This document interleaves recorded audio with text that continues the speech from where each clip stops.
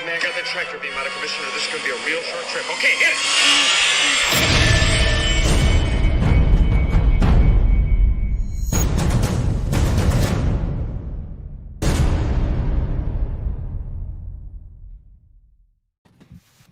Hey, what's up, everyone? What's going on? Back at it again. We haven't had an unboxing in a little while, so we got an unboxing coming up here. We're gonna open an RS bust, Sandtrooper bust, and we're gonna open the MYC R5-D4. Correct, Chris? Yes. You got that?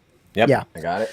So that is what we're doing tonight, and then we've got a special guest on. Ben Huckabee from Dirty Rogue Designs is on, which is fantastic. We haven't had you on yet, so that's really cool, dude. Yes. Thanks for having me.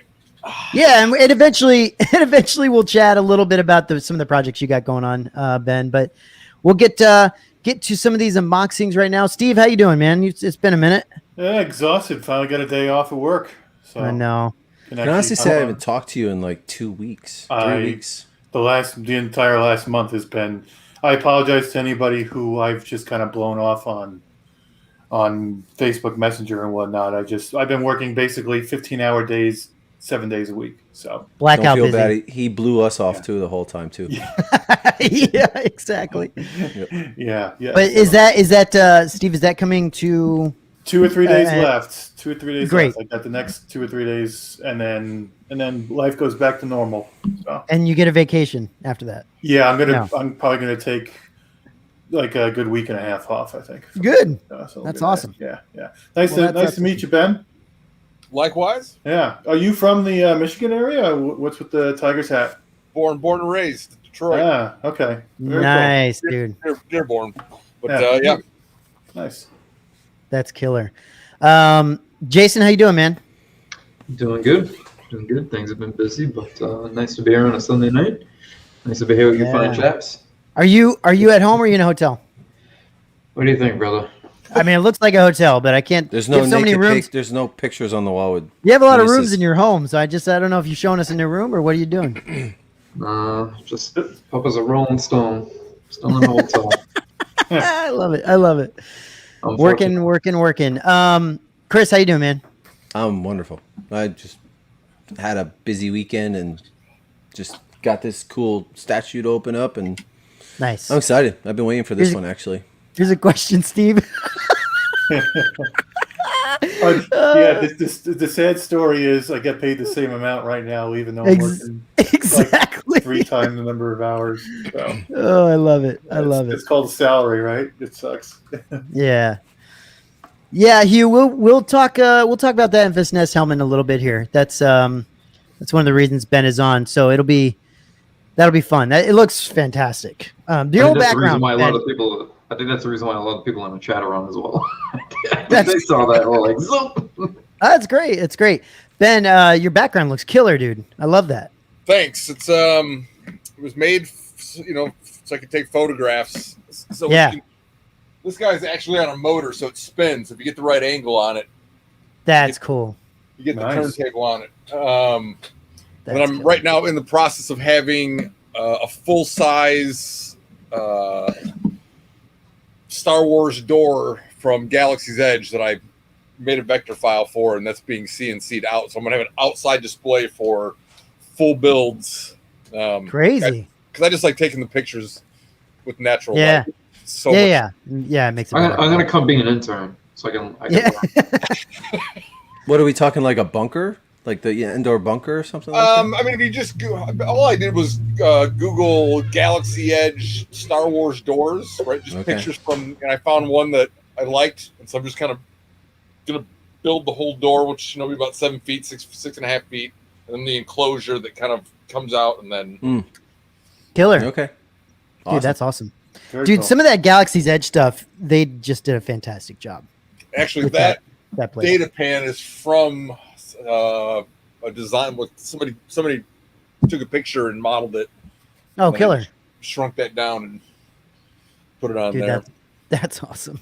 That's a sweet little spot. I didn't know it was that way. 3D printing, Dude, it's crazy, right? What you can do these days, freaking nuts. All right, guys, I'm gonna start banging through. This has been sitting here for about a week, and it's been tough to not open these, but I waited and just You are a champ. for being busy. So I'm gonna pop these open. Chris, what do you want to do? You want to wait, or do you want to? I'll wait. Go ahead. Open yours up. Okay, I mean, you're gonna have to talk. I got to get through these boxes. So Yeah, that's fine. all right, I'll start knocking this out. You guys. Yeah, go you got the HCP Sandtrooper, right? Yeah, I'll let people know what I'm getting. So I've got, I think it was either Dan Newman or someone else put up a post on of their. I don't know if it was a full bust or if it was just I can't remember, but I saw someone with a HDP Sandtrooper helmet. And I was like, man, that would be really cool. And I've been wanting a Colin Michael Kitchens helmet for a while. And so I decided, I think towards the beginning of the year, sometime, I hit Andrea up and hit Rob and those guys up at RS. And I was like, man, I really want to get a Colin Michael Kitchens helmet. Is it possible? And they said, yeah, we can do that. And then, and I was like, hey, can I do HDP? Like that would be kind of cool. Yeah. So they obliged with that. And I think, I decided to go with a full bust because I have some space for a full bust over here. So it's going to be pretty sweet. Backpack and everything? No, not the backpack. Not the backpack. I mean, I've thought about it, but it's so big, dude. The problem is though, you can always add it later. The problem is though, if you get the backpack, you want to see it. If you put it on the back of the Sandtrooper, you won't see it. Yeah, and the nice thing is, my wife, my wife thinks that the Snowtrooper looks like a KKK member, and so she doesn't really like seeing it in my collection that often. So like, she was happy that I'm putting something in front of it, which is not going to cover it completely, but it is going to. It's something in front of it. Well, so. It took us 7 minutes to get Jason laughing so hard that he's shut his video down. I don't know what he's doing. Well, speaking of Snowtrooper, I've decided to take the plunge and go with the full Snowtrooper, the whole thing. That's right. Yeah. That's killer, dude. And nice. and I'm gonna take my bust, the bust mechanism inside, and use that for the TIE Pilot. So I've been talking to Andrea about dude, and they just put that video out of the Snowtrooper Codpiece, which is very cool. I know. Well, I don't know the difference. I mean, I'm sure if I saw him, I don't know off the top of my head what the difference is between the two, but yeah. By that time, he said that they were going to start implementing the codpiece in right away. So I'm assuming if I order it now, it'll be the new codpiece. You would think so. Yes. All right. Well, they gotta make an extra large size for me, so the codpiece got to be a little bit stretched. I imagine that's not true, but that's okay. I'll let you say what you want to say. So, because I imagine about that all the time, Chris. Yeah. That's what I think about my codpiece every day. Yeah. All right, guys. I'm gonna start breaking through this. If you need me, just wave. I'm not gonna be on mic, so. Do you have a turn? Do you have a setup that you put it on, or what? Okay. Yeah, I got this guy here. Nice. Steve, do you even know what's going on in Star Wars land lately, or what? I know, right? Honestly, I didn't know much at all. I had today was the first time I was scrolling through things and looking like, oh, okay, just doesn't look like there's a ton. No, there really wasn't, actually. Honestly. Nothing groundbreaking. No. I'm trying to remember. I think there was a hot toy that came out or something. I don't remember, but I was like, okay, good. Got past that. Didn't miss anything big. No. And starting next week, I can get back in. We got that little nugget of news from Corsair and Kitchens Brothers. Yeah, just today. What's that? They're going to be doing cold cast porcelain, limited edition, hand painted pieces. Scale? We know scale? We don't yet, no. But that's a bit intriguing, right? Because I think Kotobuki is willing to go outside the lines that Sideshow isn't, so that should be Well, I bet you the first thing we see is that that Mythos Mace Windu that they've been showing around a whole lot. Might be the first piece. Oh yeah, that'd be cool. Ben, do you do anything aside from helmets? Do you collect anything aside from the helmets that you got going on?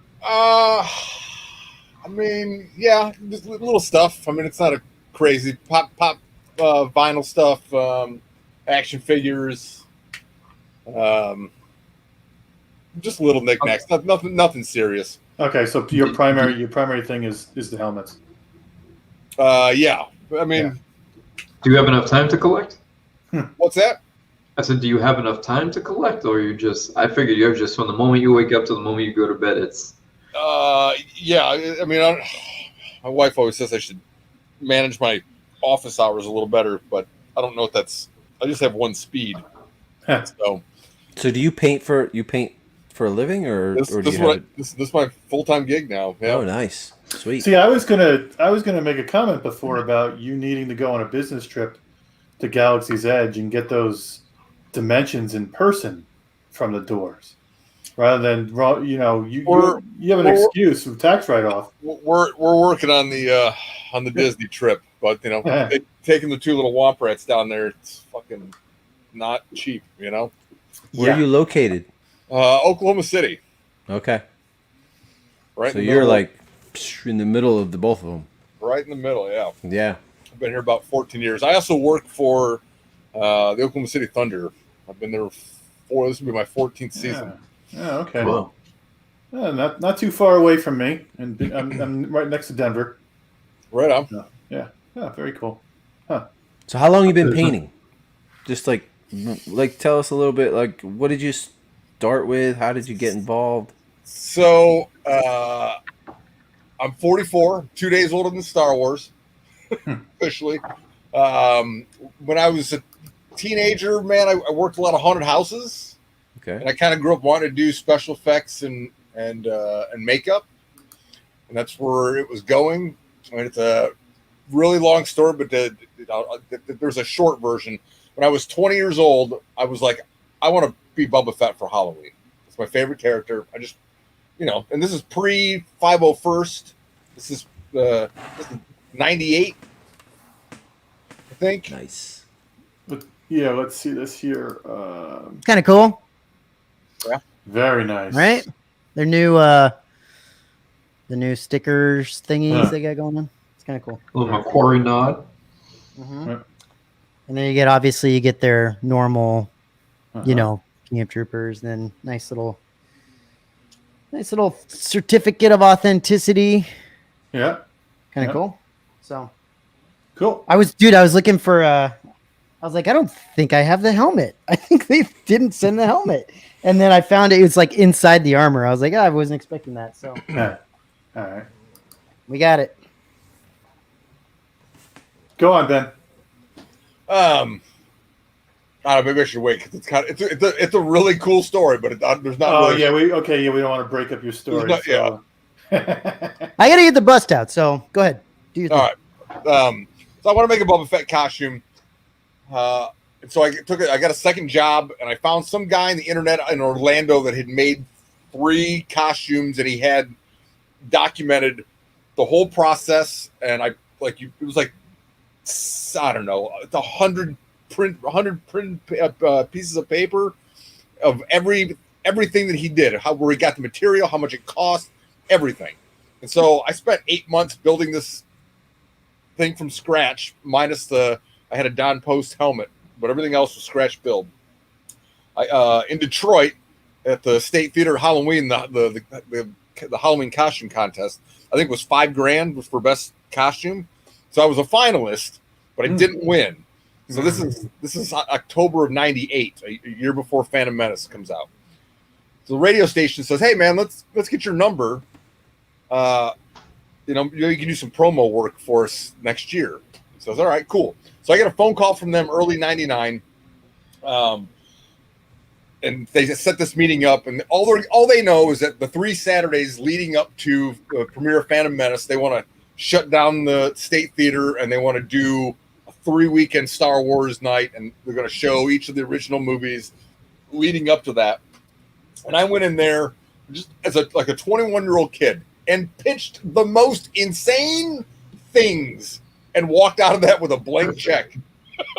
That's awesome. Nice. So, in the process of doing the Boba Fett, the year prior to, think, and I'm still in Michigan, I think that the reason that I called this comic book store in Orlando was because the guy that I was following the instructions was also from Orlando. But I became friends with this guy that owned a comic book store on just via the phone. And I was looking for references of Boba Fett's back plate without the jetpack on. That's how it started. And me and this guy became friends. I'd go down there on vacation, blah, blah, blah, blah. This will be relevant here in a little bit. So Easter, I start making these costumes. I do 2 full Jedi robes. My best friend's 7 feet tall, so I start doing a Chewbacca, an Imperial Guard, Slave Leia. Easter morning, the radio station goes out of business. And when I get hold of them, I'm just stuck with whatever it is that I'm working on, you know? And I'm not getting any more money, but the thing's already been done. So the first person that I call is this guy, Chris, who ran the comic book store, and told him about it. And he goes, well, hey, man, my 2 best friends are twin makeup, or they're twins. They're makeup artists. They work at Universal Studios. And they've been contracted by Disney to do the 4-day premiere of Phantom Menace. If you fly down here, we'll use your costumes for the premiere. So I flew down there and took my Chewbacca, took all these costumes down, and literally got off the plane, got this huge box of all the costumes, went to the comic book store, met these 2 guys, pulled out my costumes, and within like literally 10 minutes of meeting them and them seeing my stuff, they went, hey, if you move down here, we'll get you a job 100%. And so I was in my own costume and Obi-Wan Kenobi at Disney Orlando for the 4-day Phantom Menace premiere. It must have been a blast, huh? Yeah. Nice. Oh, yeah. I mean, it changed my life. And then went back home, and then 6 months later, I moved down there and started working at Universal in the parks doing makeup. That's amazing, man. Worked on some B-horror movies, and I worked on this really shitty horror movie called Web of Darkness, but it had Tom Savini was in it. You know who that is? Famous makeup artist. He does the makeup, right? Yeah. Yeah. He was also Sex Machine and Dust Till Dawn, the guy with the gun in his crotch. Anyways, I became friends with the director that was making this thing, and so I sat in on the editing process, and I was like, that's what I want to do. That's what I was meant to do, was fucking edit movies and write movies. And so I quit doing makeup. I just had it was, in Orlando, Universal, just quit and literally became the starving artist. Hey, I'm gonna write a movie and try and get it made. And so I did that for a year and a half. And obviously nobody was going to give me money to make this movie that I had written. And then I literally was the epitome of a starving artist. Like, I needed any job. My roommate came home and said, hey, man, there's a club down the street. They do costumes, the 70s and 80s discotheque thing. And I went down there and applied to be a barback. And I got a phone call 2 weeks later saying that I'd been hired as a DJ. And talk about jack of all trades. And for the next 15 years, was a very successful touring DJ in the United States. That's what I do for the Thunder. I run audio. Oh, very cool. And then all because your passion for Star Wars, huh? Right. And then some of the last few years, right. I decided, hey, I want to start making Star Wars stuff again, and it just snowballed. It just took off. Yeah, that was good. That was kind of quick because we hooked up about a year and a half ago when you first it was like you just made the transition of like, hey, I'm going to do this full time. So, I work for the Thunder, so I was at ground zero when the pandemic started. Right, the game that gets canceled and then everything snowballs after that. So that literally happens on March 11th of last year, and then I think less than 2 weeks after that, I saw some people that were looking for some Star Wars stuff on some of the Facebook groups, and reached out and took on a couple commissions, and then put that out, and it just has snowballed over the last 12 months. Was that the bunker bomb? No, it's just. I mean, no, kind of just kidding. Yeah. Yeah, bunker bomb is amazing. Once I saw that, I was like, okay, I've got my guy for paint jobs moving forward. I appreciate that. Always. Yeah, hell yeah. Yeah, once I started seeing the little sneak peek pics he would send me, I'm like, that's it, done and done. That's it. That's the go-to. Hey, I gotta give a shout out to my boy Jackson Rupert. He's a good friend. He's a hell of an artist, and I get just so much help and information. Isn't he the guy? He's the one that did. He's the one that did the hyperdrive. Yeah, the Bo-Katan helmet, right? Correct. Yeah, amazing job. Yeah, he's probably my he's everything he touches is just absolutely how it's better than production quality, man. It's just that's awesome. Yeah, so we talk daily, and we're always trying to stay ahead of the curve, and we do a lot of mad scientist shit behind closed doors just to keep our game sharp. Very cool. So you're rubbing some nipples there, Matt, while Ben was talking. Very smooth, very clean. This is their bust. This is the RS bust. I didn't notice. Maybe it's just this one. There's Velcro underneath this. Oh, is there? So I don't know. I don't think I ever saw that before. Yeah, I haven't either. So I don't know if has something to do with this specifically. I don't. Okay. Is this your first bust? No, I've got the Sandtrooper bust. That's right. Okay. But that's the thing about RS stuff. Like, there's no instructions. Like, you got to like put this thing together yourself, and which is totally fine. I'm cool with that. But the Snowtrooper one gave me a little bit of. I had to figure that out. Straps. Yeah, Chris, you had to figure out the straps as well. So I'm sure mine aren't right. I'm sure they aren't. Yeah, I don't know if mine are right either, but whatever. It looks good. So let me get into some of this. This is the actual like armor and helmet. Steve, did you ever look into finding like a mannequin? Because I'm gonna need a mannequin for my Snowtrooper. So, you mean like a full body mannequin? Yeah. I did some basic. Yeah, I did some basic research and whatnot on it. I mean, the guys over at RS, specifically Rob, said get a female mannequin and then wrap it, pad it up to fill it out. I'm guessing that's because like a male mannequin might already be too full in certain areas, and so if you start with a thinner mannequin, you can build it up where you need to. Well, yeah, those English guys from the 70s are like built like women. Well, they are. I mean, they are. They weren't big guys at all. When they did, even Mark Hamill, when they did his original Tatooine suit, it was a waist 28. Yeah. Well, I did buy a mannequin from waist up, right? For my Luke.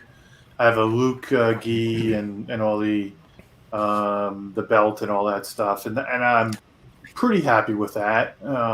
But a full mannequin, I don't know if I don't know. I wonder if the company that I used for that half mannequin also does full mannequins or not, because I'm pretty decently happy. Was it pretty pricey? No, not at all. No. Okay. Do you guys? Do any of you guys keep your RS boxes? No. Yeah, I do. Dave, you do? Because I have, I have this storage unit. It's like you have unlimited space. I can throw whatever I want to in a storage unit for now, at least. Well, my storage unit's filling up too, but I don't. I just keep the little black box for the stand and the cards. I don't keep the box. Yeah, I don't keep the box. So Mike Costa was saying you wish there was a mannequin website. Mike, there actually is quite a few, and it's interesting. A lot of them are specifically for like retail stores, but you can find some interesting pieces on there. But there are some that are made for like if you want to pose or bend. But now you go in higher end. My suggestion is if you're gonna go that much higher, contact somebody like Regal Robot who can do a custom mannequin. But yeah, there are quite a few, and then yeah, it's just tricky. You got to do something just. How you like it? Oh, it's beautiful. Ooh, man, look at that. Yeah. Wow. Oh man, he looks like he's been working on a car. Yeah, right. I like that. They just RS RS dunked it in their new toilet room that they got and picked it out. Yeah. It's fantastic, So, Matt, though. It says many of the RS busts have Velcro on the other side to attach the undershirt. Okay. What's that made out of? This is HDP. So yeah, School. yeah, I went with the old school material to kind of give it that original Are there chips feel. on it? No, and I asked Simon about that. So Simon hit me up and said he sent me a picture of this thing, and he was like, "Hey, how's this?" And I was like, "Yeah, this looks great. Like, is there supposed to be chips on it? Because there's the chips off of the other one that because the HCP stuff used to chip so much." And he was like, "No, I looked. He looked into it, and there's no chips on this specific helmet. So, maybe there is now, like maybe after it's been sitting for so long, it's all chipped up and worn away. But in production there wasn't. So, and then there's green lenses inside. There's lenses, or is it the lens paper? It's the lens paper. Yeah. Okay. Yeah. It's awesome. I mean, you can see. I don't know if you can see. I don't know if you can see it from here. The lens paper inside. Yeah. Do you keep that foam in there? I always take it out. Yeah. Yeah. You always take it out, Chris? I leave it in. Yeah. Actually, I usually leave it in. Ben, what do you think of that? What do you think of the look of it? So, I didn't hear you say it again. What do you think of that? What are your thoughts? Just curious. Listen, it looks great. The thing, like, sometimes people hit me up for Stormtrooper stuff, and I'm like, I don't know anything about it. It's not my, you know what I mean? Like, it's just one of those costumes that either you're all in on knowledge of the original Stormtroopers, right? Or you don't know anything about it, Right. And I'm very ignorant and novice when it comes to anything Stormtrooper. I'm right there with you, Ben. Well, I think it's a fair thing to say, especially as somebody who does paintings, not. I mean, it's hard. Certain characters are. This Sandtrooper was assigned to mechanic duty. I think it's amazing how dirty his. Yeah, I mean, is the paint job disgusting. looks great.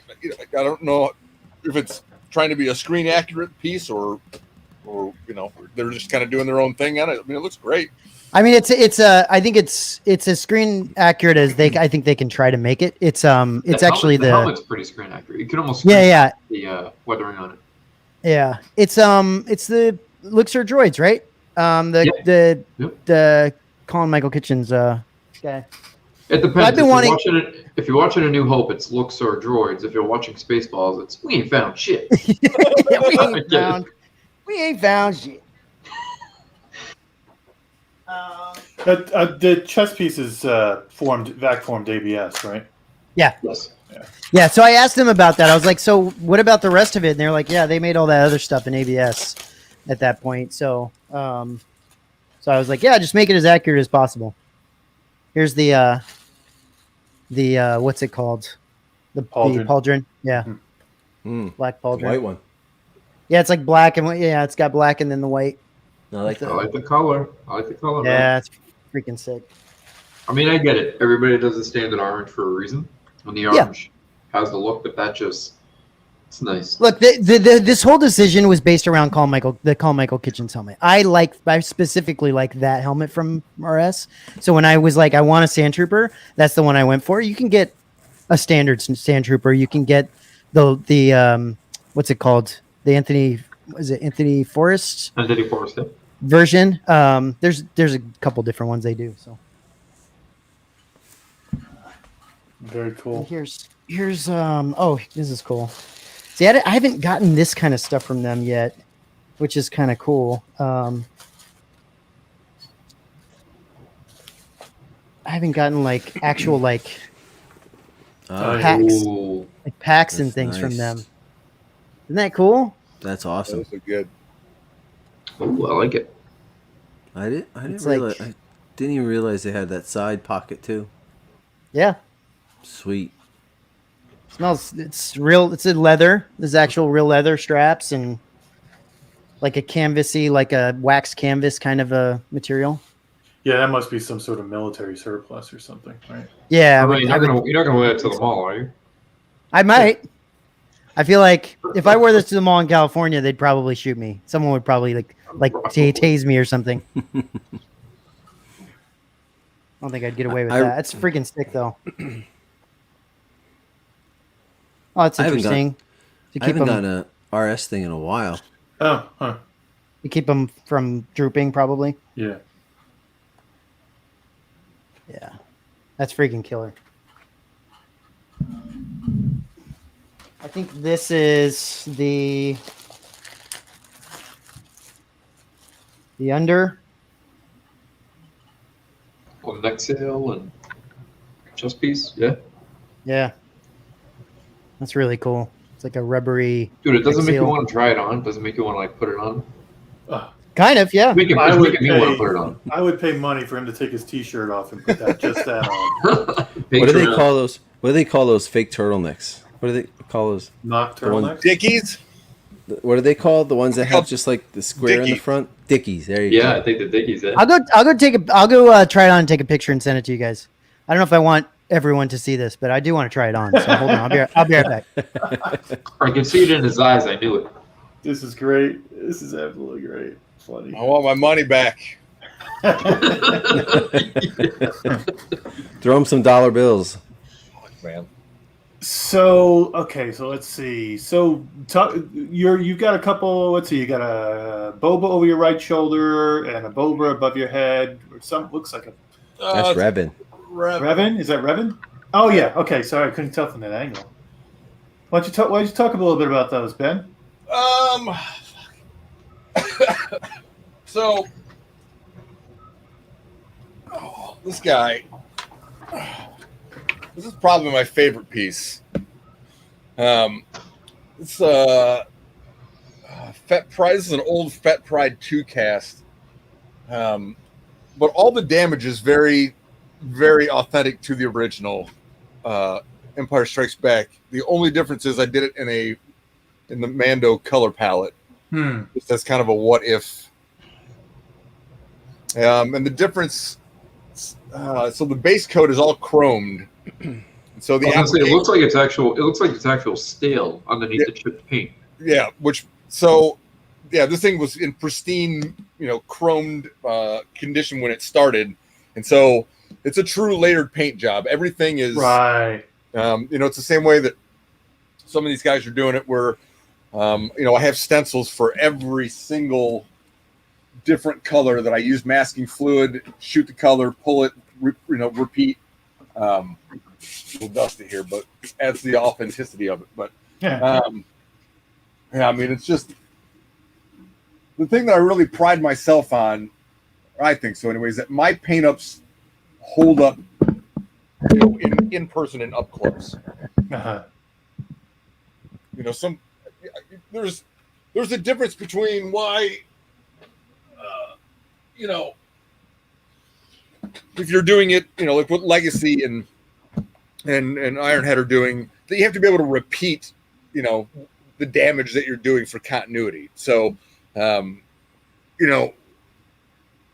stuff those helmets look great on film, but if you had the real thing in your hand, you go, oh, yeah, that doesn't look real at all, And so I think that's really the difference of the things that everything that I make is that the advantage that I have over, say anybody that's, making them in Hollywood is that I have way more time to put into a single project than they do, which I like. And so I really approach every single helmet that I touch as if, I think that I make affordable hero type helmets with a paint job that, you get put in front of your face and go, that looks absolutely real. So yeah, Ben, I'm really wary of getting a custom helmet from anybody. I generally try to avoid that because I've seen too many that I look at, even just not even in hand, but just through photos and whatnot. That just the paint job looks okay, but nothing that blows me away. So I'm very, very particular about it. And you're like, I don't know, maybe aside from the Rupert one, you'd be the only the second person I got a custom helmet from. Yeah, I just don't trust. I just generally don't trust people. Well, I appreciate that. that. I like it a lot, But after you did that bunker bomb, once I saw you, they're like, all right, yes, a helmet from him, perfect, no problems at all. Well, I appreciate that very much, Steve. Yeah, and Jackson, he listen. Those bow helmets, they're just phenomenal. And dude, he knocked out 40 of those in 3 weeks. Yeah. That's impressive. 40 of them in 3 weeks. That's crazy, man. It's crazy. Wow. Yeah. It is nuts. And one of my personal pet peeves, one of the things that I feel that it's something, and I get it with some pieces, and it depends on what you're collecting and what you're going for, but this obsession with using the term screen accurate, it's and especially when you're not dealing on the high end side of it, right? It's very frustrating, and I just wish people that would just allow the artists to just have a little bit more freedom and do their own thing, but stay authentic to the piece. But you're gonna get a better piece. And Jackson, with the Bo-Katan helmets, the scratches and the dents and the chip marks are all in the right spot, but the method in which he's creating those and what the final process is, they are second to none.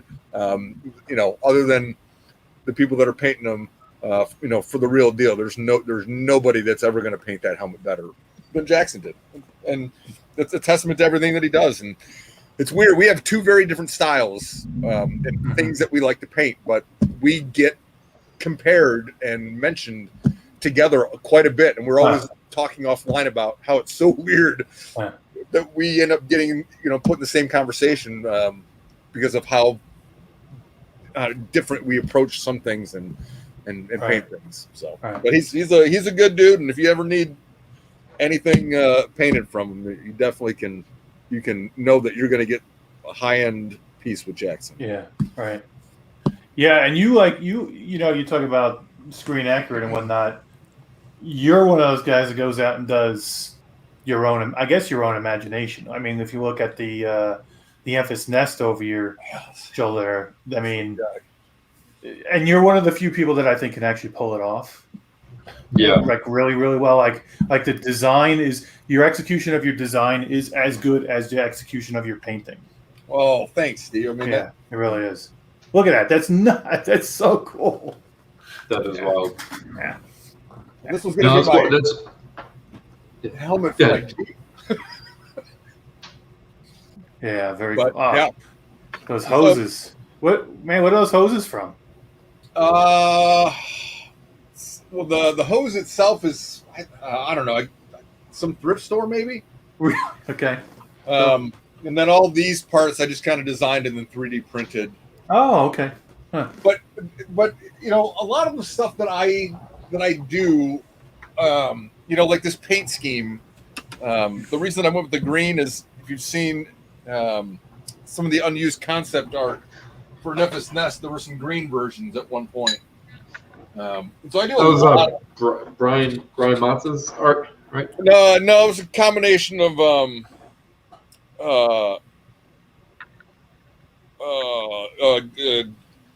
what's his name?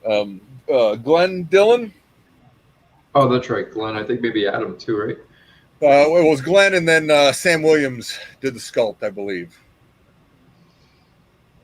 I tell you, that's one of the crazy things with the lockdown and technologies that when the lockdown shut down, man, dude, I reached out to some legit Star Wars guys that that did some work on Rogue One and just with the power of, I guess, being a talker and a people person, dude, I've had some great conversations with some of these concept artists, that talk offline about, they're not revealing anything too much, but just to have some point of reference to what I'm doing. I'll give you a good example. That custom green Shore Trooper that I did with the Sabak card. Yeah. So when I paint these custom ones, I have to be able to justify why it could be in live action. Yeah. Right. Mm-hmm. If I can't find a reason for why it could show up in live action like that, then I won't paint it that way. You know what I mean? And then that's kind of the problem with, not the problem, but, you know, where you run into problems with people doing their own own takes on established things. It's really hard to take something that's so familiar that you know and you love, and then do something like this to it that doesn't exist anywhere, and still go, oh, fucking yeah, that could be in there for sure. So there's a lot of research on my end that goes into unused concept art, what, you know, just what could have happened. Anyways, I found out that on the Shore Troopers, for a while they hadn't decided on a color, and that color green was what they were, or something very similar was what the Shore Troopers almost ended up in Rogue One. And so me hearing that is validation of my process going, all right, maybe that could have been that way. You know what I mean? Was it the green color of the tank trooper? The not the one from Mando? Is that the same color? No, it was the way it was relayed to me was just a you know, kind of an olive green military type look to it. Okay. Yeah, that Emphas Nest, that helmet reminds me a lot of from Mad Max, that Crazy Joe character. Very much. Did you get anything from that, or did you kind of draw off that? No. So it looks like a two tubes almost. Well, it is. Yeah. This is the mouthpiece of two tubes. Okay. There's another part. I don't recall. But yeah, so, you know, when I don't try and mix timelines for the most part. So when I'm designing a piece or doing custom stuff, I try and make it, you know, if I'm going to use different parts, I try and source those from other characters around that same timeline, so it's not so far stretched. You know what I mean?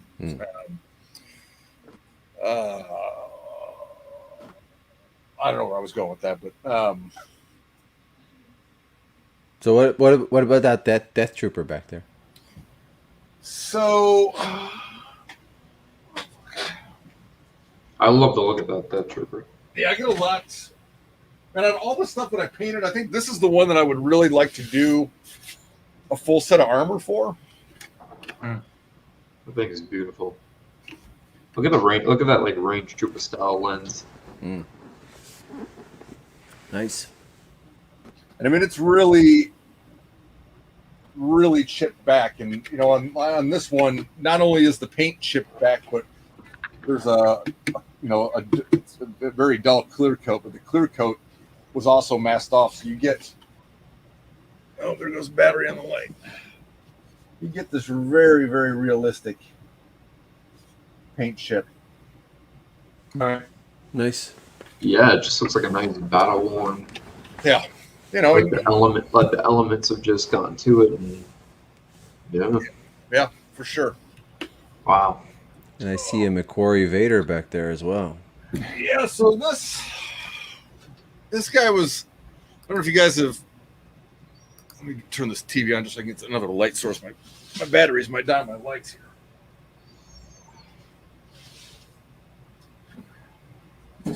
Is this your spray area, like your work area? Oh no, this is my indoor. This little guy right here is, you know, just anything that I can do small inside, but my shop's out back. Look at that. So, well, we can just take this guy off. So I'm doing. I have an Empire Strikes Back Vader cast that I'm working on. There was some concept art that was used for what Vader's melted, you know, helmet could look like for The Force Awakens, and there's an image that has part of the helmet and the dome melted down. You can see a metal mesh underneath. And so I'm working on a real version of that. And this was kind of a test run for a client that just gave me full rein. But I can send you pictures. When this thing started off, it was fully chromed. Yeah. You can kind of see some of this. But it really goes through an extensive weathering process to, I mean, it's very melted, or at least it looks like it. These chips. Very, very cool. Huh. With the way you weather helmets, I can only imagine how well that would look on the vehicles. Yeah. How it would look on what? On the vehicles, like the models, the scale models and whatnot. Oh, I know. Where'd Matt go? I'm doing, I think I'm going to be doing some of these AT-ATs. Get a few of them, right? Yeah. At least two. There might be three or four. Oh, you're gonna have me on your list, Ben. There's gonna be a few, Ben. You're probably gonna have about 10 by the time by the time they come out. But it's like the model world is so different from what it is that I do. So I've slowly but surely joined a few model groups and kind of being flying the wall and seeing how I can take what I do and learn some stuff from what is already established. I've been looking for something new to tackle, because you don't want to stay complacent and just continue to do the same thing over and over and over again. I don't want to be just the guy that makes crazy weathered helmets and that's all he can do. One trick pony. So doing models is fun, Ben. Doing the models seems like a natural step, and man. We got a project we're working on. Rescue. I'm doing a 1-to-1 rescue and Iron Man bust, and these are all rescue paint samples. Huh. Okay. Working on that clean shiny game. Doing some Marvel, huh? Dude, it's become a bit of an obsession. I mean, every single one of these is a different paint. Yeah. I'm just trying to get it right. Jackson and I are both doing some rescue helmets, and you lost Matt. That nice clean clear coat application you get going on is gonna look really good for something else. Yes it is. yes it is. We'll keep that in the bag for a little bit, but yeah, you guys. It's gonna be fun. It's gonna be fun though, going over all the little. Because Chris, I remember we talked about doing like a Pantone swatch of different colors and opacities and things like that. Because you really, sometimes blue is blue or black is black. You don't realize all the variations when you start going to the different, and lighting and the camera that it's taken on are just, it's. Oh, that's make or break, right? Oh, it's so frustrating. I hate taking pictures of things, and it just doesn't look the same at all. Yeah, especially when you need that reference, especially when you're trying to use it as reference. Yeah, because you have to take a picture of it and then look at the picture matched against what you're looking at another picture. Because it doesn't come across. Like I try to take pictures of my stuff, and like if I send it to Jason or whoever, and I'm just like, God, this picture looks fucking terrible, but it looks completely different in person. It's brutal. Well, I'll tell you, I bought a Canon EOS Mark VI recently, and that was a game changer for me. It really does capture, what you're, to me, it seems like silly to not be able to, capture your work in the best quality. I agree. To be able to document it. Especially if it's your livelihood. Yeah, for sure. So pretty much every picture that I post of my work is shot in camera, and there is zero post-production on it. Yeah. Cool. Yeah, we can find someone that does that. I think Justin Nunez, I really like when he does it. I mean, I know he's a photographer, but nonetheless, I like that he takes the time to take pictures in the right lighting and display them the right way. It makes all the difference in the world. 100%. Let me plug this battery in here. There he is. Oh, we expected you to come back on topless. I wish. I tried it on. It didn't fit. So it didn't even go over my head. So yeah, I put most of it together. I cannot for the life of me figure out how this goes on. And I don't know if I'm missing something or if it's, I don't know what's going on. I'm supposed to sit like this right here. It's supposed to go at an angle. Look at the way. So Matt, there's something that straps around and goes through those two loops. You'd think so, yeah. There is. You should have another strap to go around the arm. Yeah, you'd think so. I don't think I do. I looked. I gotta hit up the guys. I don't know if I have that piece because I looked all over the place. I couldn't find another strap. So, is it in one of the pockets? I'm not being wise. I'm being so like. Is it in one of the pockets of the pouch? I don't think so. No. That looks amazing, Matt. Yeah, that looks crazy good. Killer, right? You need a blaster now. What was that, Ben? That's a dang. Yeah. That's great. Yeah, it's beautiful. I was just saying, Ben, I can't figure. I think I'm missing see these little hoops. Okay. I think I'm missing the strap that puts it onto here. It's supposed to sit like this. On. Yeah, I could just stick it on there with some glue. That'll work. So I don't know. Anyways, I got to hit up the guys, see if I'm blind and I'm missing. They actually sent us like a strap or something. I don't know. So Benjamin Bauman in the comments made a good. So talking about like color matching and reference and things, and this is important. A lot of people don't take into consideration that the film footage is color graded. Sometimes it's washed out or bleached or various elements that are used, and that makes it difficult as well. Plus, great example of that is Hans Hoff jacket in Empire. Yeah, it's brown, not blue. It's true. Yeah, you're right. Well, we know there's people. Jason, didn't we talk to? Was it Jason Eaton or someone we were talking to that said that when Sideshow makes some stuff, they specifically make things based off of what it appears to be and not what it actually is. Correct. So to keep up with and we were talking about this a moment ago, I think, Ben, you mentioned, expectation or idolization versus what it really is. So what Sideshow would do is they would go with what people perceive it as or what they get used to it as versus the outside the box, I'm not used to seeing it this way. I'm not used to it being that color or that style. Yeah, so he did mention that Sideshow tends to go with what is more common to the eye or what people can relate to. Yeah, for sure.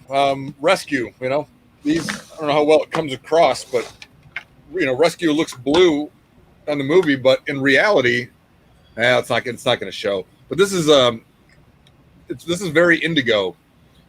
It's not showing. Really? Yeah, also got like a purplish hue.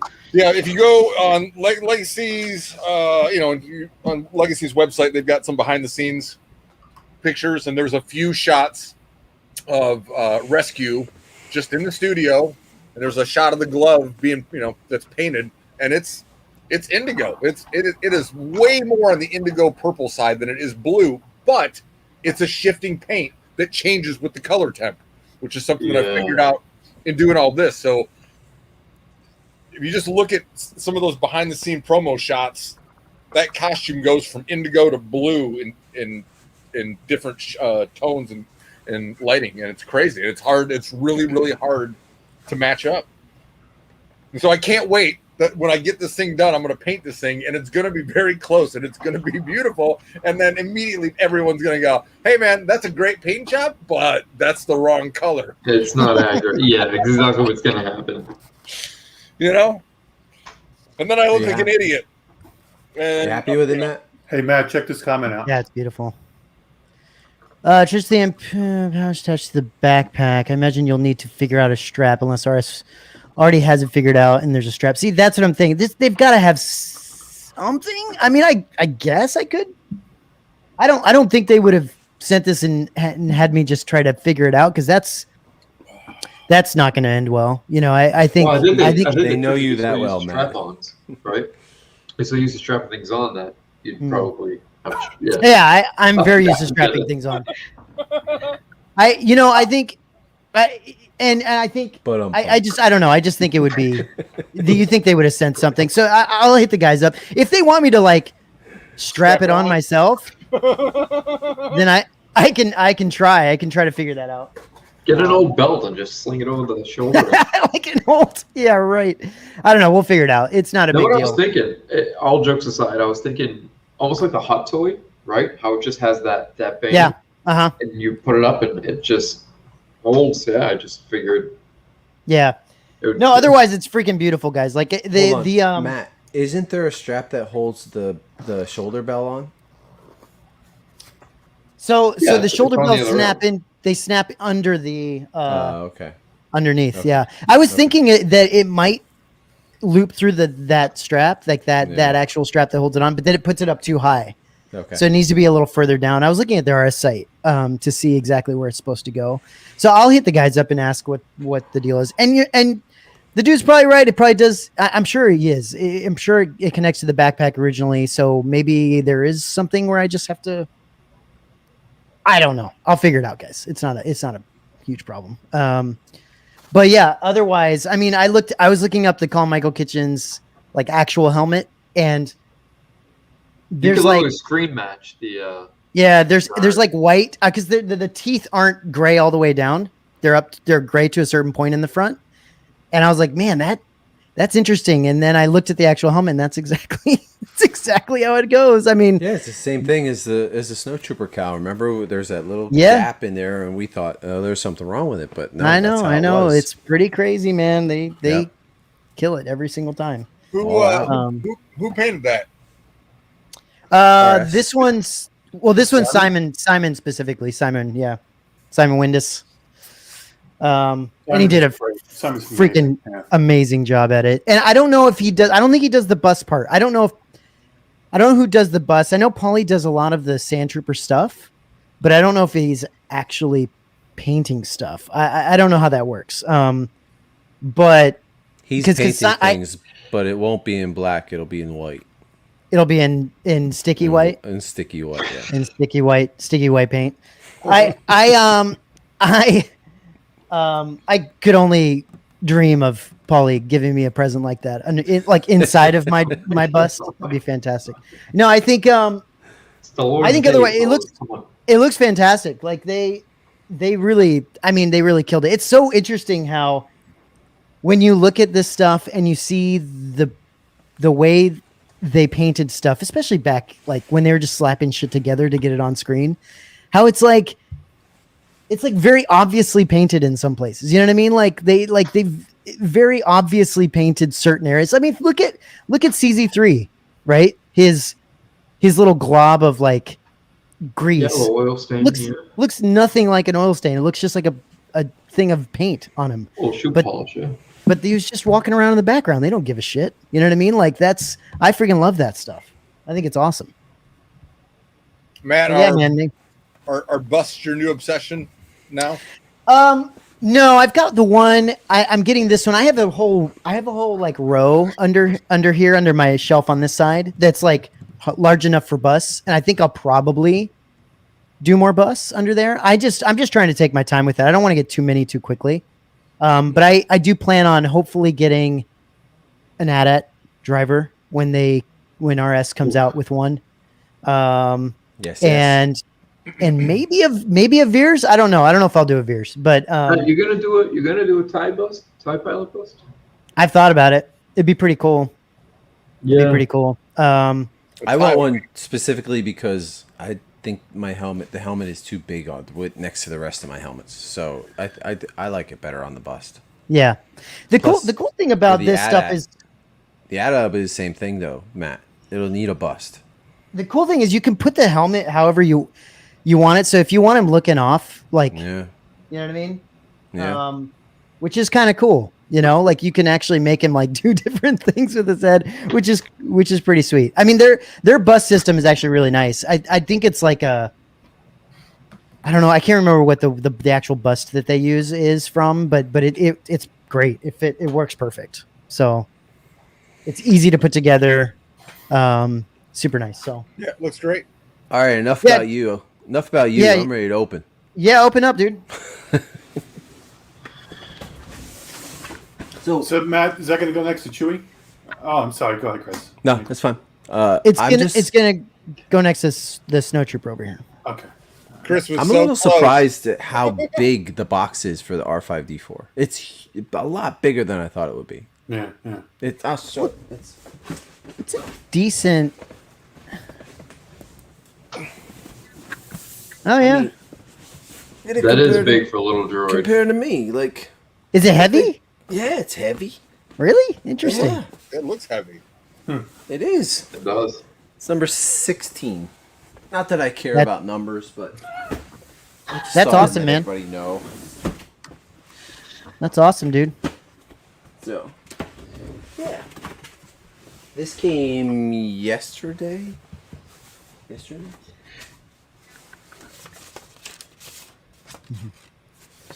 that. This a card. And as we're unboxing this, again, just another happy birthday to Michael over at MYC.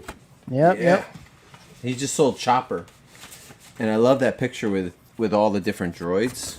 It really made me think just to get Chopper. I'm not a big Chopper fan, but it looked really great. And But Chris, I mean, think about it. He's going to come out with other droids, right? So like, you can do that with other. I know. I plan on getting a bunch of them. Yeah. I'm winging. It's only a matter of time before people start sending statues over to you, Ben, for repaints or just. For Ben, have you not done anything like that yet? Not that small, no. Yeah. Okay. No. You're getting a couple the Merlin model AT-ATs, right? Aren't you? Yes. Yeah. That's cool. Holy crap! Love that. This base is freaking awesome. Oh nice, wow, dude! Look at that sucker. Oh, look at the sand. Yeah, I like it. That is freaking gorgeous. I'm mad. Dude, Chris, that is bigger than you thought, huh? I mean, look at that thing. That's a lot bigger than I thought. It takes up this whole round, this whole Lazy Susan. It's the whole thing. That's crazy, dude. That's freaking crazy. Wow. Perfect. Chris, give us a quick chicka. It's a little, yeah. There you go. Here, wait. Go, DJ. R5-D4. I'm telling you, dude, this base is absolutely insane. Just that's really pretty. Explain how awesome it is. And I like the different textures in the sand. I love it. God, that base is. How's the weathering on the feet, Chris? Beautiful. Let's see if I can get it up close. Nope, you can't. Nope, that's okay. I can't. I like the base. I like how clean the base is. Like even the black with just the. I like freaking that. Awesome. Wow. Smells. It's so high. It's so hard to. His drops just sell so quick. I'm telling you, this base is so fast. Almost as big as the TIE Fighter pilot. It is seriously big. Well, I think here's the thing. We think droids, right? And we tend to just, droids are small. But they're really not. If you look at R2, you look at they come up past the hips of most characters that are, almost 6 feet tall. There was a person in R2. Yeah. Exactly. Yeah, that's exactly. A living small person. Yeah. As opposed to a dead small person, Matt. No, as opposed to a drone, a freaking droid that's being run by a freaking computer. Okay. Opposed to a dead person. I am good place to hide a body, right, Steve? Yeah. That looks killer, Chris. So happy I got this. This thing is amazing. I'm jealous that I missed out on this. Yeah, I gotta go. I gotta go scour the internets for this thing. It's got some weight to it, right? It does. It looks heavy. Know what I love about R5? Alright, there's no getting past this. Those colors are so 80s. They are. You guys remember the striped socks that pulled up to your knees, right? Yeah, the cream with the 3 looped. It was always that red and blue, the 3 circle. Come on, we all wore them, right? We're all old here. Yep. Yeah. Well. Older. How old are you, Ben? Ben, you're older than Star Wars, so 2 days older than Star Wars. So do the math, Matt. Do Okay. the math. I'm not good at math. That's right. Matt. 44. Okay, there you go. Scouts now. My wife says I work that bit of information into every goddamn conversation I have with you. Well, it's a good it's a good lead. So much that I had to add it to my bio on Instagram. Oh, that's Chris, does he have a bad motivator? Of course, dude. Yeah. He's not motivated, Jason. You beat me to it. This He's not is motivated. keyed somehow. I just can't find it. The right spot. Sweet spot. I'm so mad for missing out on this. I can't believe it. You should be, Jason. This is freaking awesome. That's so cool, dude. If there couldn't be a worse time for a drop for me, it's Saturday at noon. Yeah. I haven't. Yeah, it's tough to it's tough to do. Yeah. I'm either traveling or in the studio or one or the other. Greg says this base makes him more excited for Enfys Nest. Yeah, Enfys Nest is going to be pretty amazing. There we go. Especially now where we simplified it. Yeah, he brought it down a little bit more. Looks really nice. Sand and just This thing is so worth it. Holy crap. Yeah, Did you get it in there, Chris? You stuck it in? I stuck it in. Okay, good. Look at that baby. Whew, that's nice, man. It's actually a lot bigger than I thought. It actually is. I was kind of surprised as well. Hey, wherever you put that, you should get another one of the Lazy Susans just to have it so you can spin it.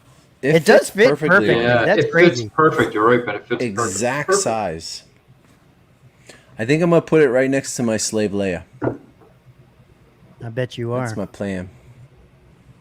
This thing's gorgeous. Michael did they did an awesome job. This makes me very excited for the 8D8 coming up. And Yep. I did jump on that. What's that made out of? You know? It's like a polystone. It's like a poly. I don't think it's poly. I don't know. It feels like stone. It's pretty solid. It's not resin. Polystone. Yeah, it's not resin. I don't think. They're pretty hefty, Ben. So I think they're See, I don't know all the different, especially nowadays. They use so many variations of materials, but they're pretty heavy duty.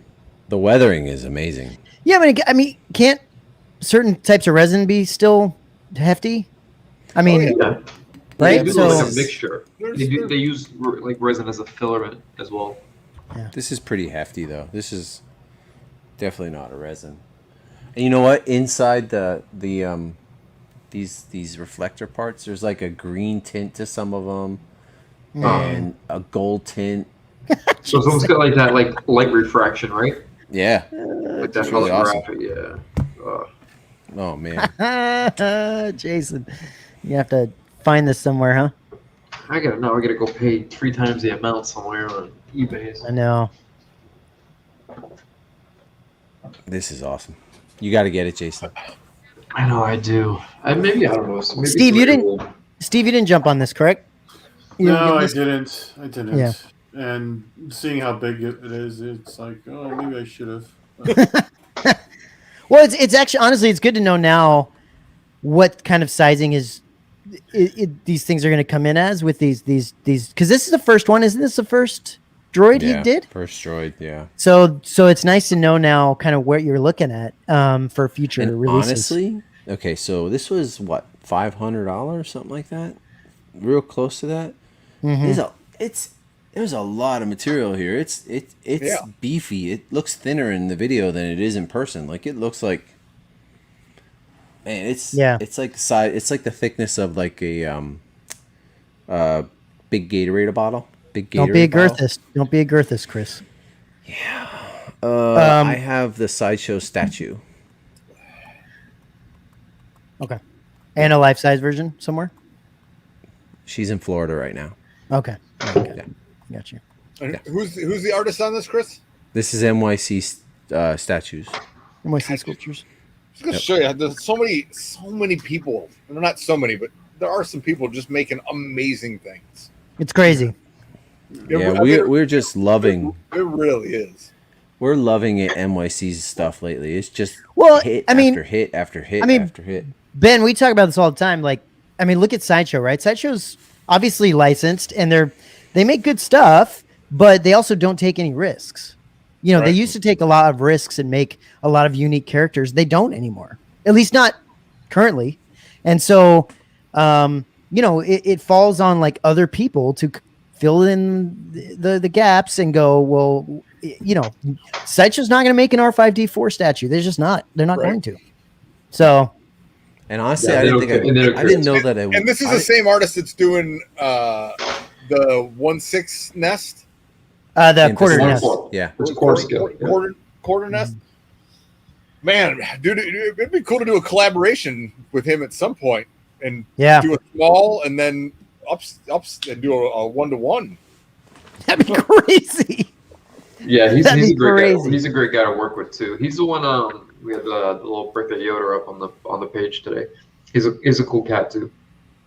Well, Ben, that's what I'm looking forward to your Memphis Nest, because we're getting the statue made. Like, those two would look fantastic together. Perfect companion piece. I mean, it's great. This is so. It's been for me passion project. It's been a very long time coming, and weird how it all turned out. And initially, what led Jason to message me, I had this really weird thing. Was that season 1 or season 2? It was season 1, right? A Mandalorian. Yeah. After you hit me up. Yeah. I had this weird stretch where I would stay up till 3:30 and catch Mandalorian on Friday night. And then I would stay. Then Jackson and I would stay up until 5 a.m. talking about shit that we just saw, but not not storyline, not plot. Like, dude, the episode that Bo-Katan came out, we literally were up for 3 till the sun came up, just obsessing about. Hey, fucking, what paint do you think this is? Oh yeah. That's awesome. Like that's as far as him doing the Bo-Katan, that's from the moment it happened, it was this obsession between the both of us. That's so cool. But I had this weird thing where, like 3 or 4 weeks in a row after watching the episode, I ended up getting a commission, or somebody would contact me and do some work. And Jason was one of those guys that hit me up. And after watching the episode, we talked for quite a bit that night. Yeah. And it was about a Memphis Nest. That's so cool. Yeah, that thing's gonna be crazy. Do we want to talk about it now? Who sculpted it? So Jesse Hayes is the guy that sculpted it. He owns Puzzle Box Props. Same guy who did. This is crazy. Same guy who's doing the the 1/4 scale Memphis statue. The head is a derivative of Jesse's original run. Oh, is it? Yes, it is. Yeah, so how's that? It comes from the same files, right? That's crazy. Yeah. So that's awesome. That's funny, because I tell you, I've looked at the limited pictures that you guys have shared of the 1/4 scale, and I'm every time I look at the helmet, I'm like, damn, man, that looks really good, and it looks just like what I'm doing. Like, it looks just like it. Yeah, it is. It's because it is. Yeah. Jesse's great. Yeah, Jesse's a good dude. He does a lot, in the community, and he's well connected. I started out just being a Patreon member. Actually, to this day, I only subscribe to 2 Patreons, and his is one of them. Even though that I don't do anything with it, I just donate $5 every month to Jesse. But that's awesome. I've built a bit of a relationship with him, and just being able to see the kind of work that I put out. We were able to. Ben, does he do any other? Is Memphis Nest like, what does he do? What other sculpts and stuff has he done? Do you know? Like, so he he's got some good ones. I mean, everything that he does is of the same caliber. Yeah, sure. But he doesn't do very many of them. He has oh Christ, what's her name from the last movie? The Kerry Russell's character, the gold helmet. Zori Bliss. Yeah, Bliss. Yeah. So he's got a Zori. He's got the red dude from The Force Awakens at the Max Cantina, the guy with the red swoops that Finn's trying to catch a ride with. Okay, yeah. It's kind of random. That's awesome. Yeah, that's the what's the name of that guy? Starts with an S. I like to look at him though. They made the figure, right? They have the Black Series figure of it and everything. Well, of course they do. They do. Yeah. Well, they don't have Zori Bliss figure, do they? Maybe they do. Yeah, they do. Yeah, They have to. They do everything. And he's working on. I don't know when he's. I don't know. I know that he's working on it. We talked about it, and I suggested or asked what he was doing for his next helmet. He didn't know, and I suggested something, and he was like, "Oh, I'll do that one." Killer. There's a Kylo concept helmet that Luke Fisher did. Mm-hmm. It's a profile shot. It's very it almost looks like the Cadillac of Kylo Ren helmets. It's very interesting, very streamlined. I can send you guys some links offline, but he's working on that, and so I'm hoping that crazy. The relationship that I've built with him on the nest, that because he doesn't really, he doesn't allow people to cast his stuff. So, right. I would love. That's amazing. That just even seeing the quarter scale version that we've seen over and over and over again, it's crazy. It looks so good. So the thing about, and again, this is just obviously the print. And it's something that I've always talked to Jesse about. So this one was printed in filament. And there's just no way around it. And I don't know if you're going to be able to see it. But there's all this texture. Oh, that's killer. Right? I see it. Yeah, we see a little bit of it. And so in the filament, it gets lost because you're standing in a way 100%. So Crimson Corsair. What's that? He's known as the Crimson Corsair, but I think he has a simpler name, right? Or it's just Crimson Corsair. Yeah. It starts with an S, I think. Sidious or not Sidious? Something. Sidanathano?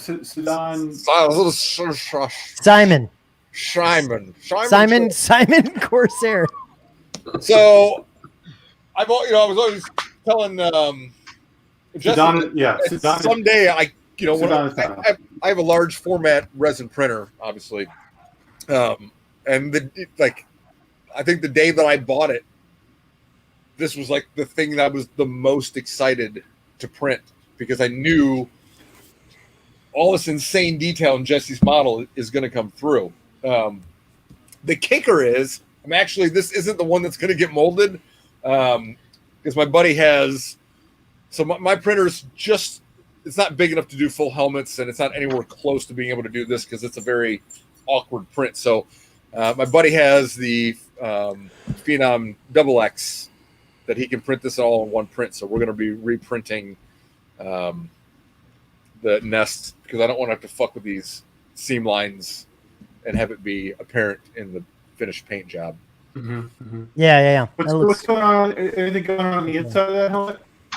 So there is, and I'm not sure. I guess I could show you. So there are details on the inside. You can see up here at the top where there's.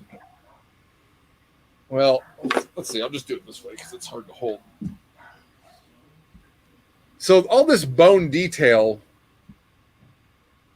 right? It comes up into the helmet. That's killer. And so I'm not. There's a couple different ways that I could go about casting this thing. I'm still not 100% sure because it's very thick. Right. So all these holes you're seeing, this is a hollow piece, and this is for drainage. How it gets printed. So the trick is to be able to capture all this stuff inside without. I'm not necessarily worried about all the stuff at the top, but it's right. really the inner stuff that I want to preserve. So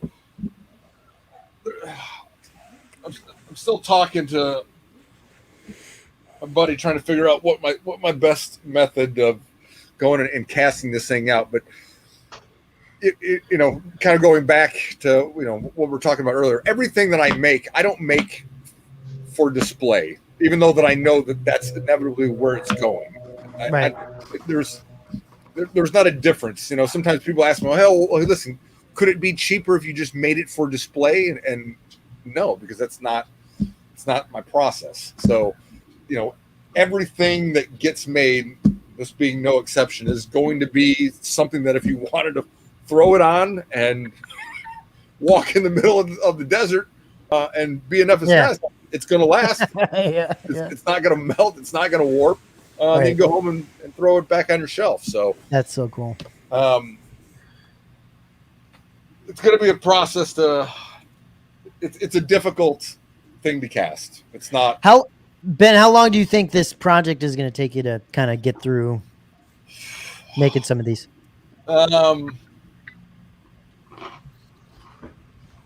It's hard to say, man. It's hard to say. So do you want to give people an idea of what you're thinking of doing with this? All right.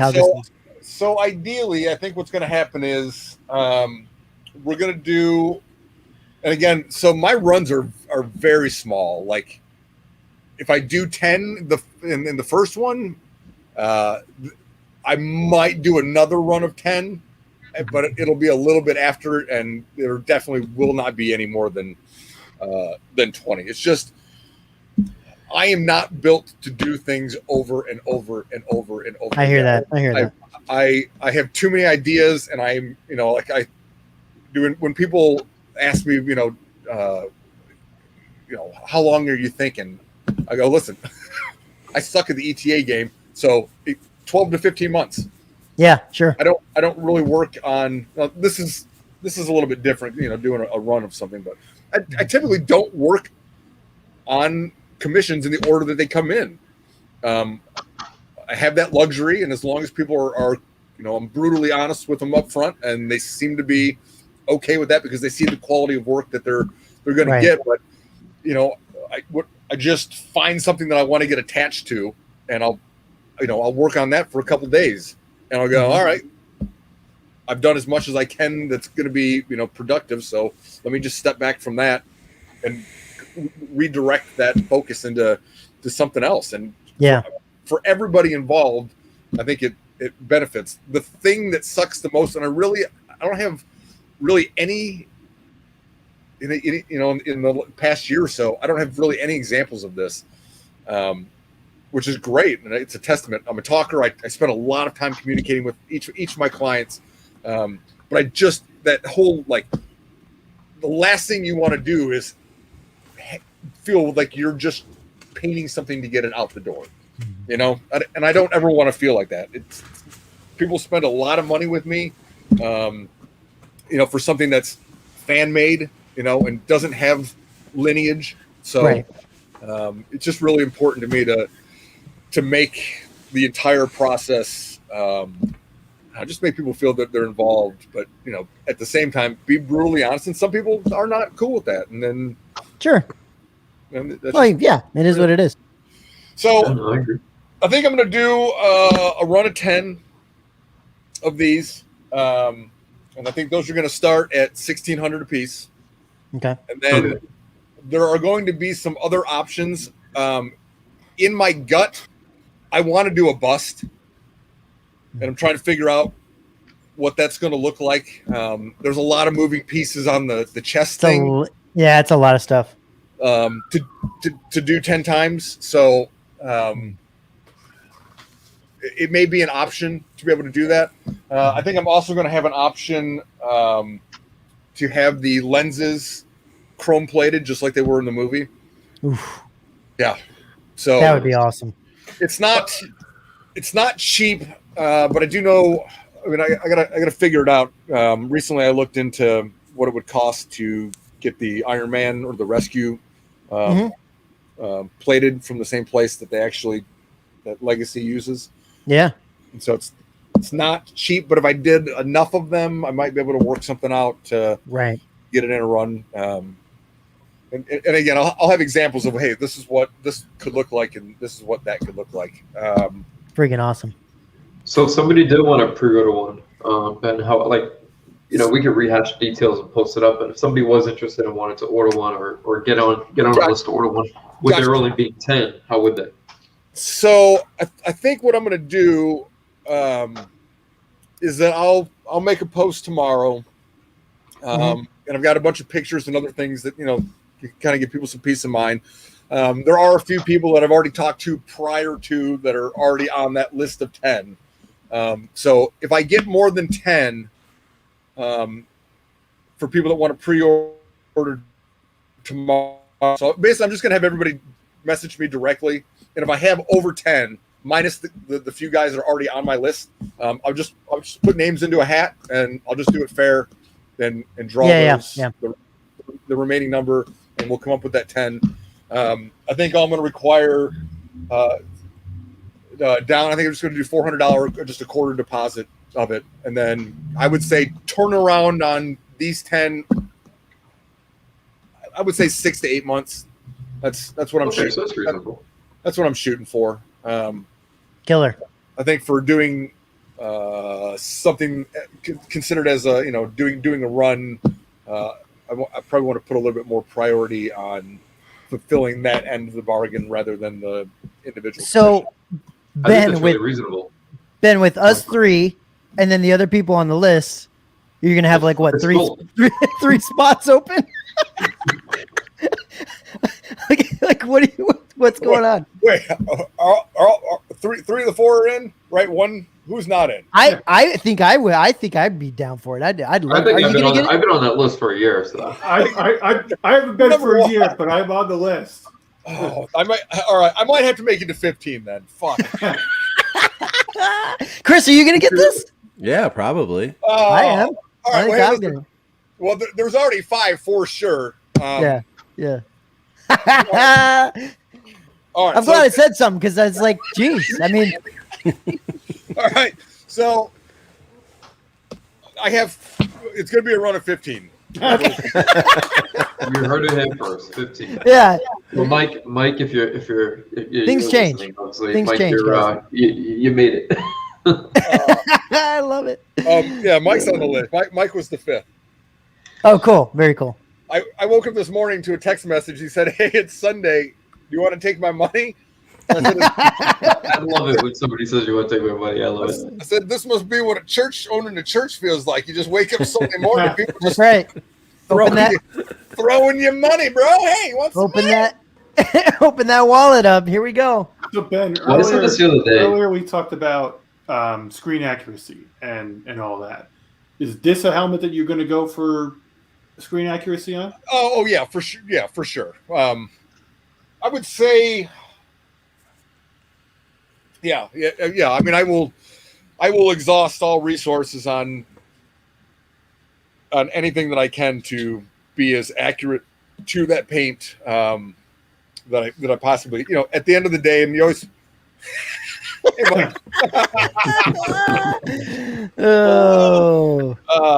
Hallelujah.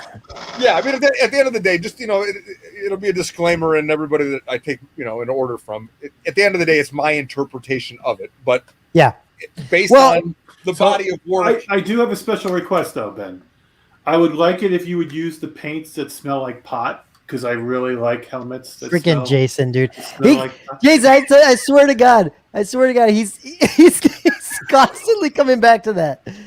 It's freaking hilarious. Smell like pot? Yeah, it's a long story. Jason sold me a helmet. It arrived, smelled like he smoked a doobie and threw it in the box. It was a Novos helmet that just never came out of the box, so the paint sat and just permeated. Bro, don't lie. You were hot boxing in a Stormtrooper helmet. Yeah, exactly. You know what he did? He didn't open it. He just cut a hole in it and blew all of the smoke inside the box. Dude, Ben, that's awesome, man. So question. So you said put up a post. Is this going in what group is it? It's only going to you guys. Okay. Yep. Which is amazing. That's amazing. Talk about like not knowing anything about it, and then all of a sudden we're like, oh, cool. That's awesome. Like we didn't talk to Ben about this at all, and he's just doing this for everyone in the group, which is really, really cool. Jason, we talked about it a little bit, but we talked a little bit, but Jason's been a huge part of this, and sure, we've become friends over the last year, and I'm just not a large quantity guy. I get that. I don't ever want to be. So I feel like just working through your guys' group, there's enough people that are going to be happy about that, and that are going to really take, really be excited for that, and then we can do that, and then figure out what the next thing's going to be, and do another one. And there are some more insane things coming. There's a Benthic sculpt that's almost done. Jason and I have a Benthic, the 2 tubes. Oh, okay. Oh man, I love it, and it is legit. Actually, right before it came on the show tonight, I got a message back. I've been waiting for a few weeks. Luke Fisher, who did that, I had sent him a message asking about some shots of what the back looked like, and he couldn't offer anything, but he had seen the model that I was working on. He said, "Dude, your model looks phenomenal." And coming from Luke's a good guy too. Yeah, cannot wait. Coming from the guy that did it, I'll take that all day long. Yeah. Dude, I freaking love 2 tubes. That's awesome. That's great to hear. And for those in the chat, Luke's I guess the biggest thing 2 tubes is a big character, but the melted Fire Vader is basically what Luke was known for sculpting, and what everybody knows when they see that. But yeah, he's a great artist. That's so cool. So there's the Benthics coming. I've got a deleted character from Rogue One. I really like the Rogue One guys. Yeah, great designs. You guys know Matt Alsop? You know who that is? Mm-mm. He was the lead concept designer on Rogue One. Okay. He played a character in part of Saw's gang that was cut and never made. Oh, really? Never made it. That's cool. Maybe we can pull this up real quick. Dude, I love that all the Saul's dudes. I freaking love that shit. Like the black Scout Trooper helmet guy. It's somebody sick. Said that to me not too long ago that I had no idea about. Isn't it an RS piece too? So cool. That was an RS helmet, right? Well, they did it. They did a Shadow Trooper version. I thought they used his. I thought they used RS's helmet. So it almost looks like a Groverian guard, but with yeah, interesting. Oh, I love that. So here's so nice. So that's actually, God, you can't even see it. But that's actually, you can't even see it. Yeah. We're getting it. We're getting to some of it. Yeah. That looks amazing. He's almost got like a green and white color scheme, right? Yeah. So I guess Glenn helped on it, but Matt ended up doing it. And I've actually talked to Matt, reached out to him and said, "Hey, I'm thinking about doing this, blah blah blah," and he was way more than willing to have a conversation and talk about it with me, and continues to be very, very resourceful of helping me source some of the used parts that were used in this character. So probably going to be doing that. I just like these random cool Star Wars characters. You know what I mean? Like, we need that, man. We need that. The more, just like Michael with the statues, he goes outside the box. I mean, not too, but he does what other people won't. It's somebody like Tom who does the stuff that other people won't. And then, same thing with you, like with the statue, with the helmets and possibly bus, etc. Like doing things that other people won't is what we need. Mm-hmm. Definitely what we need. Agreed. And there's just, there are some amazing people doing, specific characters that you're not going to find any better versions than anybody else trying to get in on that game. You should. I guess people who have like Yoda unlock or people who get Darth Maul locked down, and there's no reason to challenge that or compete it. But let those people contribute to the community and let them be and have something else. It's a great time to be a Star Wars fan. Yeah, because getting some of the best stuff. I mean, pretty much everything from now for the next decade is all going to be basically new designs of old stuff, or just straight up new designs. So right. For people that collect and people that make, it's the stars aligning. Yeah, it's awesome. And it is pretty insane how something shows up on a show and, it's not even 72 hours later, there's a very basic version of that you can print out. Yeah, it's crazy. And make for yourself. Right. That's true. Well, and think about, I mean, even Mike, look at Michael. Michael, the Mandalorian came out and he got on it. And he got their version, MYC's version of Mandalorian out pretty quick. It's pretty awesome what people that making customs and that kind of thing. It's pretty awesome what you guys can do. What you're capable of these days. It's really cool. I want to share a story with you guys. It's very, very relevant, and I don't think anybody else will be able to appreciate it as much as you guys do. So. Do you guys see the Jeep, my Star Wars Jeep that I made? Yep.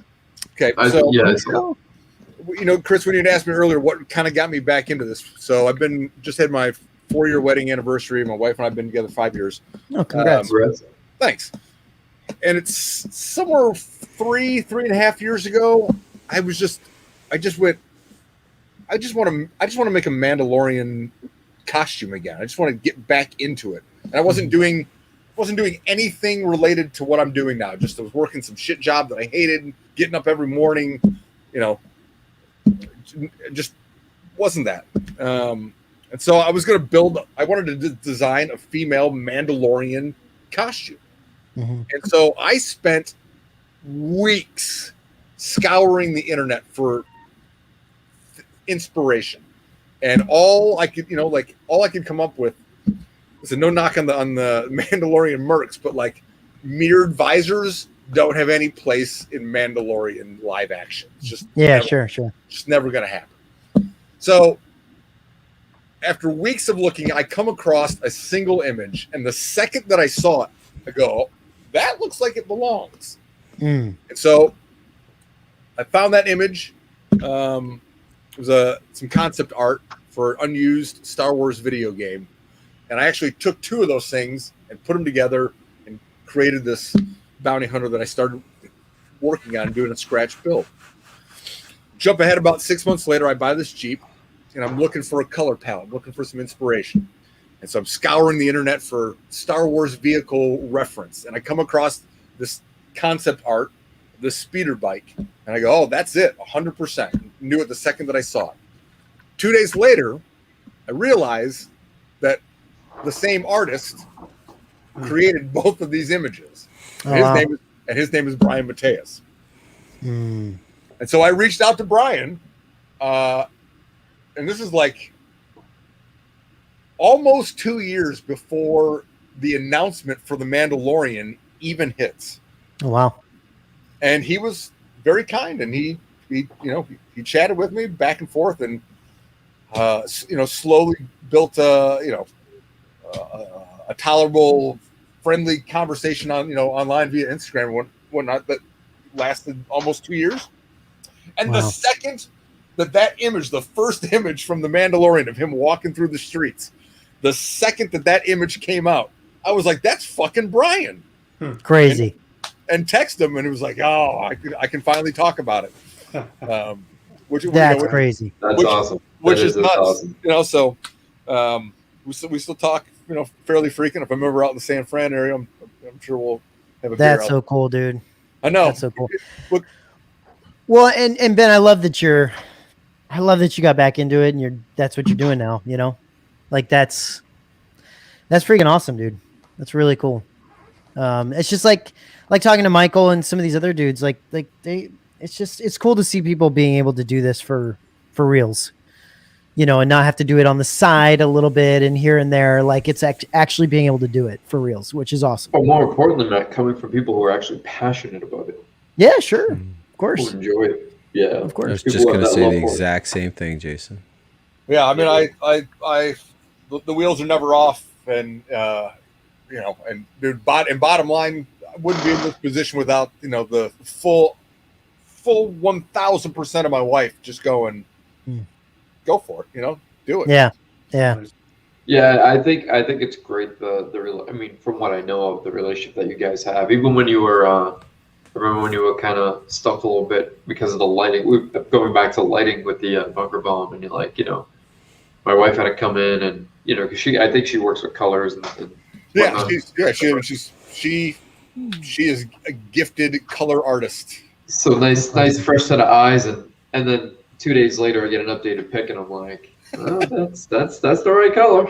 That's it. Yeah, it's great when you have somebody like that can you know, help you out. For sure. That's exactly what Chris doesn't have. Is a wife that supports his. Oh, I wouldn't say that. She don't not support it. She doesn't. Well, you do have everything on the kitchen table, so Yes. that doesn't help. I am literally painting my stuff on the kitchen island right now because it's been too damn hot to finish this damn freaking shed, and almost died one day from heat exhaustion the one day I was working on it. So soon I will not be in the kitchen much longer. You know, I was raised that way, where that would kind of like, hey, you don't fucking paint in the kitchen, right? Yeah. That's where I come from, but that's not who I married. Yeah. Nope. I mean, That's awesome. I'm surprised she's as tolerant as she is about me painting in the kitchen, to be honest. Like, I really am, but oh well. So you sit down to dinner and your food has an overspray of, you know, Slave One on it. Well, we're eating dinner, right? And the Slave One is sitting on the dining room table, like on the other end. We're all sitting on one end eating dinner, and there it is, right in the back. Dish? Yeah. Can't get any better than that. That's awesome. Yep. Oh, I gotta tell you, the other day she comes into the dining room, right? I'm sitting there, I'm just doing work. Linda, you know, Linda does. Linda, yeah. Okay. I just came. I'm sitting there doing paperwork for my computer for work, and Slave One is on the end of the table, right? And she comes in and she gets this. She has this pledge dust spray, right? Yeah. She goes and she sprays the table, and I just see a cloud like go up underneath, and I'm like, "What the fuck are you doing?" Like, she's looking at me like I'm crazy. I'm like, I told her, and she started arguing with me for like this split second, and then she realized, she's like, "Oh, okay, you're right. I'm wrong. I'm sorry." She just walks away. But I just was like, "What are you doing?" That would have been some nice weathering, Chris. So He's trying to clean your models. I have a hard Models enough are time messed up. getting paint and glue to stick to these damn things, let alone with pledge on it, you know? So Pledge oil. yeah. Ben, are you excited to work on some of those AT-ATs, those Merlin models? I am very much so. It's gonna be so cool.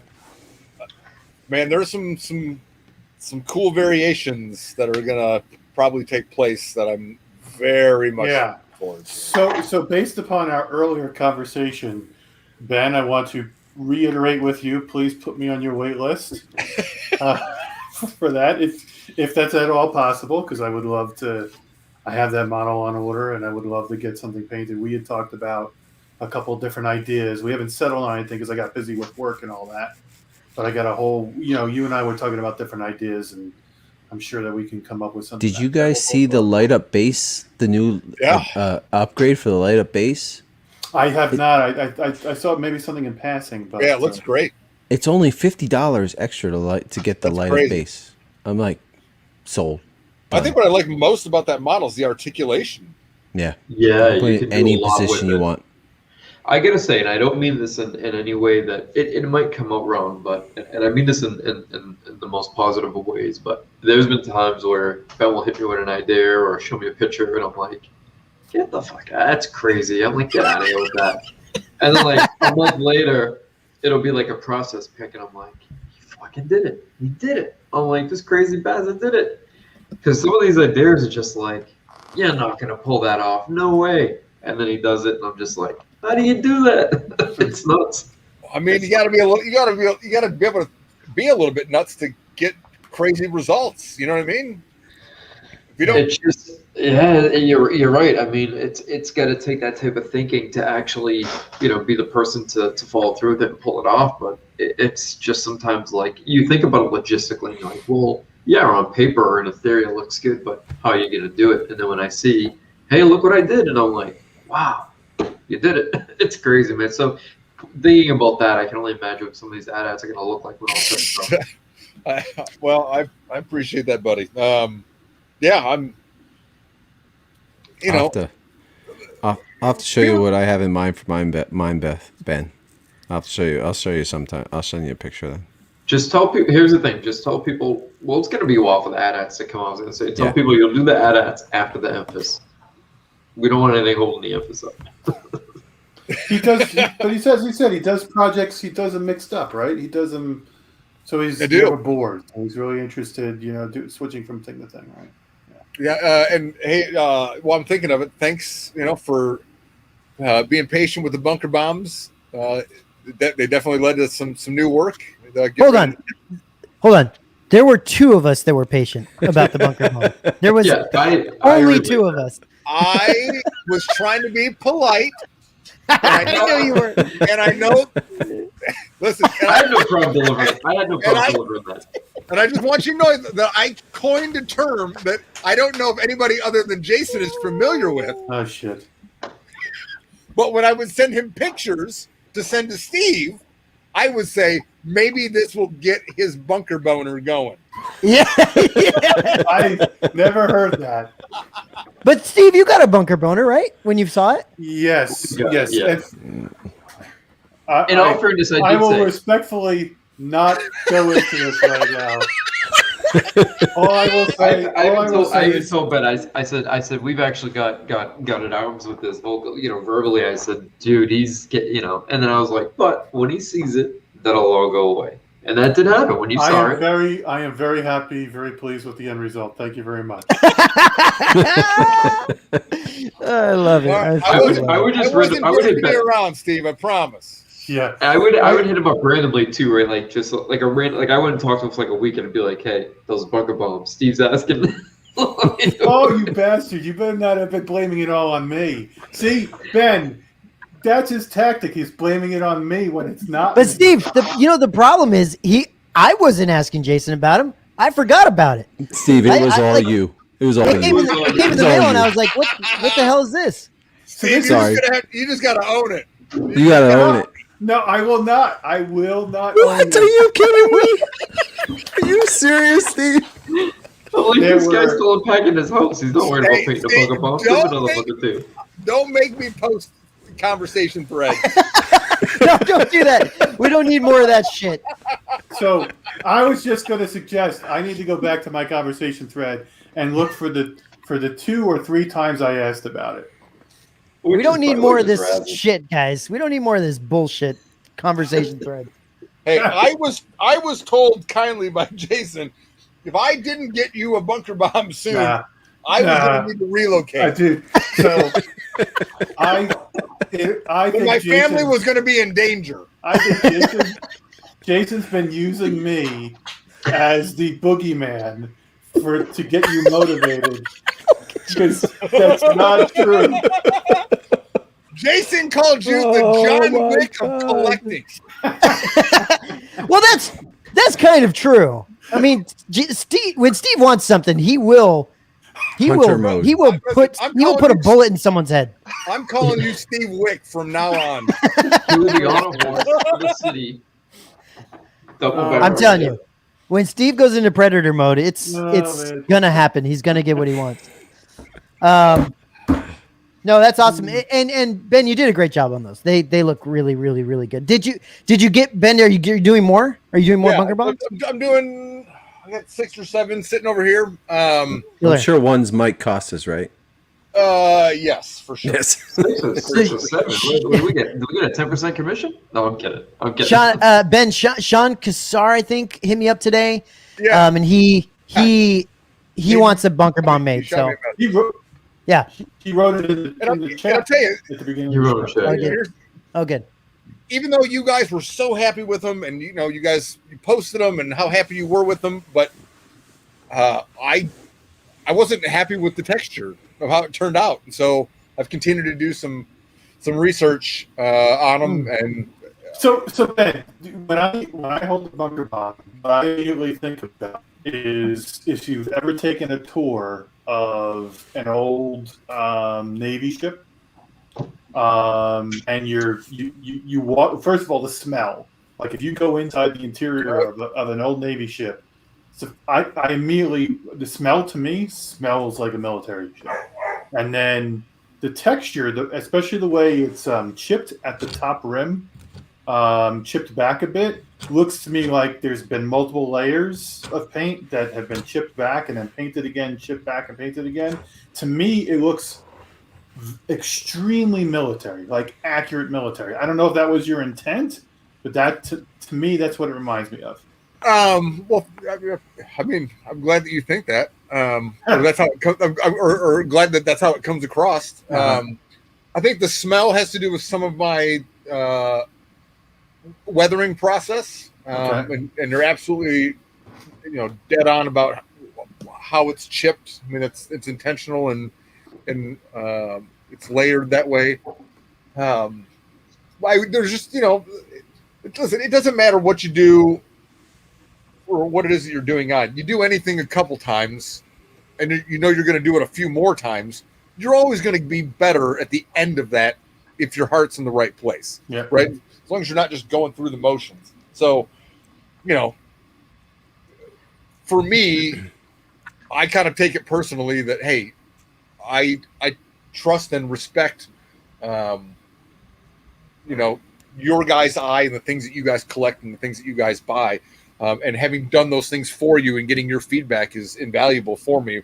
But I still think that I can do them better, and so hopefully the next 6 or 7 that I do, hopefully you guys will go, fuck, why didn't you do that on mine? I go, well.